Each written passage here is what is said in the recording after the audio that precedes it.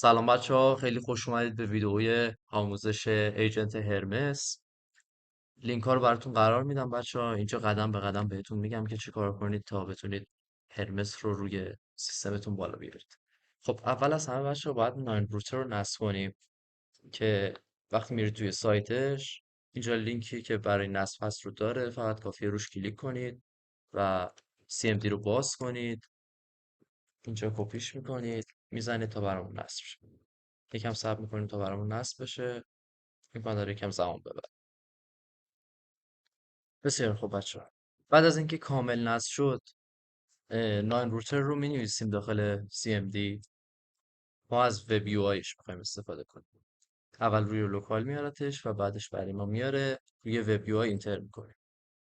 وقتی روی وب یو آی اینتر میکنیم وب یو آیش برامون بالا میاد. پسورد اولیه‌مون 1 تا 6، 1 2 3 4 5 6. میریم داخل بچه ها. پسورد رو که از توی ستینگز میتونید تغییر بدید. این فونت ها هنوز برای من دانلود نشده، برای همین به این شکل هست.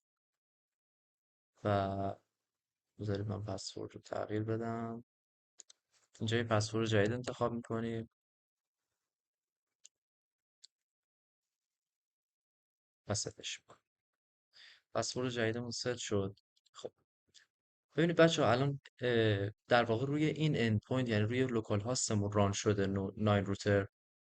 و برای اینکه در واقع بقیه API هایی که میخوایم رو اد کنیم، اینجا اول از همه یه API کی درست میکنیم. یه اسم هرچی که دوست دارید براش میذارید. من میذارم انویدیا و کرییت رو میزنید. اینجا هم به ما در واقع API کی رو میده که فعلا باش کاری نداریم. بعد میایم سراغش.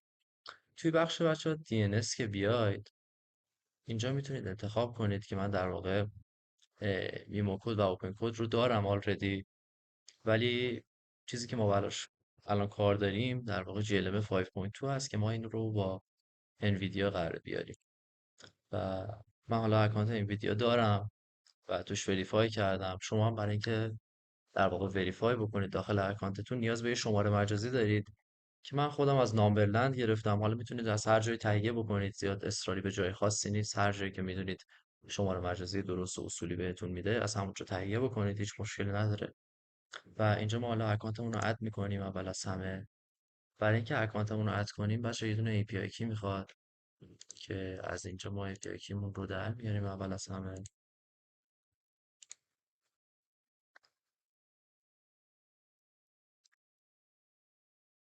یه دونه API کی میسازیم، اسمش رو میذاریم هرمس، اینکه قرار برای هرمس استفاده بشه. جنریتش میکنیم، کدی که بهمون داد رو کپی میکنیم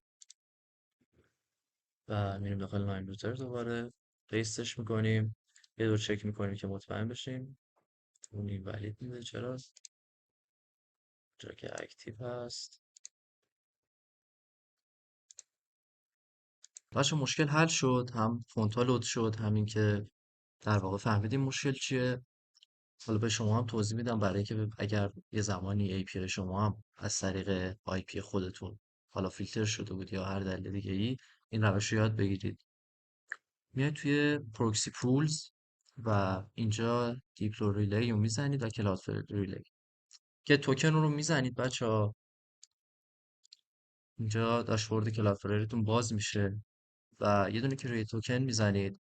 کاستوم توکن رو کرییت میکنید.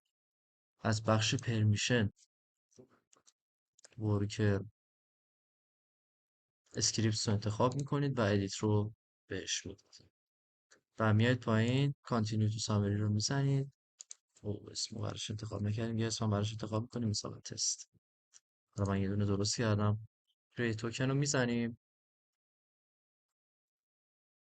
و به همین سادگی یه توکن به ما میده که ما میتونیم در واقع اینجا بذاریم و استفاده کنیم. اکانت آیدی هم که بچه‌ها توی داشبورد اینجا کپی اکانت آیدی. این از این موضوع برای بحث کلاس فلگر. و اینجا ما حالا یه پروکسی ساختیم بچه‌ها، یه پروکسی فعال داریم و انویدیامون کامل فعال شد. حالا میریم سراغ هرمس. برای اینکه هرمس رو نصب کنیم میریم داخل ترمینال، دوباره یه کنترل سی میزنیم که بیایم بیرون. بسیار هرمس رو ران میکنیم، صبر میکنیم تا برام نصب شه. امکان داره یه مقداری دوباره طول بکشه.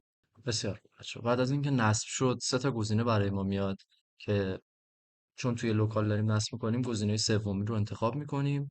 گزینه سومی که انتخاب می‌کنیم از همون پرووایدر میخواد و از بین پرووایدرهایی که اینجا هست 31 کاستوم پرووایدر رو انتخاب می‌کنیم و وقتی انتخاب کردیم از اون یه بیس یو آر ال میخواد که در واقع همون API endpointمون هست. کپیش می‌کنیم و اینجا پیستش می‌کنیم. حالا یه دونه هم API کی میخواد که قبلا اینجا ساخته بودیم با هم. API کی رو کپی میکنیم و در واقع اینجا پیستش میکنیم. بعد از اینکه پیست کردیم ثبت میکنیم تا انتخاب کنه. حالا میگه که در واقع کدوم مدل رو میخوای، میگه 8 مدل هست که اینجا میتونی از بینشون انتخاب کنی. اینجا اول گزینه 2 رو بزنید که حالت چت مود باشه به ما. و اینجا که از همون میخواد کدوم مدل، خب بهتون گفتم بچه‌ها GLM 5.2 یعنی گزینه سوم رو بده. اینجا از من میپرسه که لیمیت در واقع کانتکست توکن هم چقدر باشه. من روی 1,000,000 ستش میکنم و یه نیم از همون میخواد که ما همون ویدیو بزنیمش. بسیار خوب. حالا از همون میخواد که رانش کنیم. ما به همون شکل لوکال رانش میکنیم فعلا.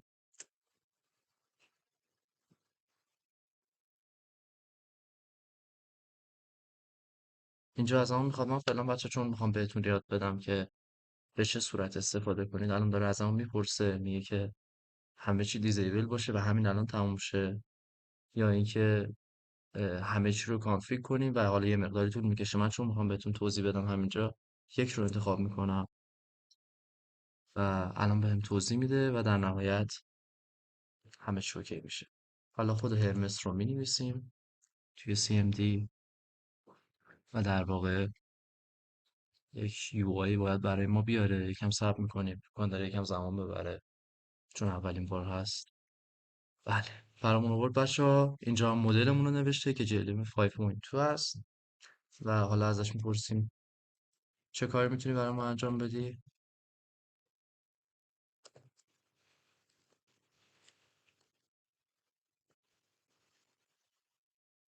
و وای میسیم تا بهمون جواب بده. اینم بچه‌ها بسته به سیستمتون حالا بیشتر زمان میبره. اینجا کامل داره به من توضیح میده. همونطوری که میبینید روی GLM 5.2 داره به من توضیح میده که چه کارهایی میتونه برای من انجام بده. در حالت جنرال میتونه سوالامو جواب بده، برام سامرایز کنه موضوع رو، یا برای من خلاقیت به خرج بده و یه موضوع رو بنویسه توی حوزه کدینگ، توی حوزه وب ریسرچ و حتی میتونه فایل هامو بخونه، فایل برام بسازه، دسته‌بندیشون کنه، حتی تسک های در واقع زمان بندی شده برای من درست کنه. اینم از این ویدیو بچه ها. فقط در نظر داشته باشید برای نصب هر دوتا در واقع هم برای نصب ناین روتر هم برای نصب هرمس باید نود جی اس رو روی سیستمتون داشته باشید. این موضوع یادتون نره. بازم هر سوالی بود بپرسید. پایین همین ویدیو من بهتون جواب میدم.